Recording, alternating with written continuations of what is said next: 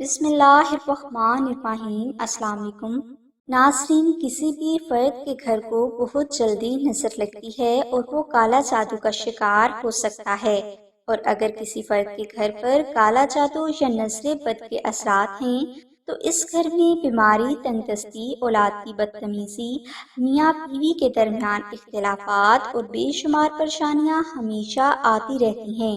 لہٰذا ضروری ہے کہ گھر کی حفاظت کے لیے کوئی نہ کوئی عمل لازمی کیا جائے۔ اس ویڈیو میں ہم گھر کی روحانی حفاظت کے لیے آپ کو سورہ بقرہ کی آخری 2 آیات کا ایک آسان وظیفہ بتا رہے ہیں۔ اس وظیفہ کو اپنی زندگی کا حصہ ضرور بنائیں۔ انشاءاللہ جلد ہی آپ کے گھر میں امن و سکون اور خیر و برکت ہونے لگے گی۔ گھر کی حفاظت کے لیے سورہ بقرہ کی آخری 2 آیات کا وظیفہ بے حد مجرب ہے۔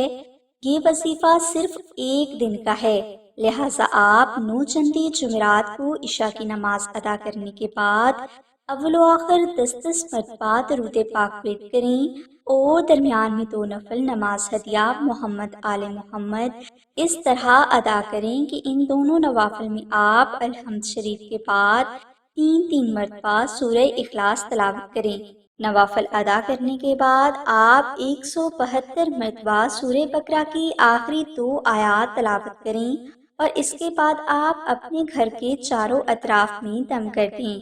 یہ ایک دن کا وظیفہ مکمل کرنے کے بعد آپ روزانہ 10 مرتبہ درود ابراہیمی اور 7 مرتبہ سورہ بقرہ کی آخری 2 آیات پڑھ کرنے کی عادت ڈال لیں اور اس میں بلا مجبوری ناغہ نہ کریں۔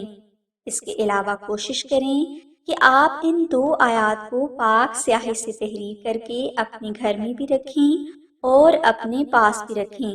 انشاءاللہ آپ کو تمام زندگی بے حساب خیر و برکت اور کامیابیاں ملتی رہیں گی۔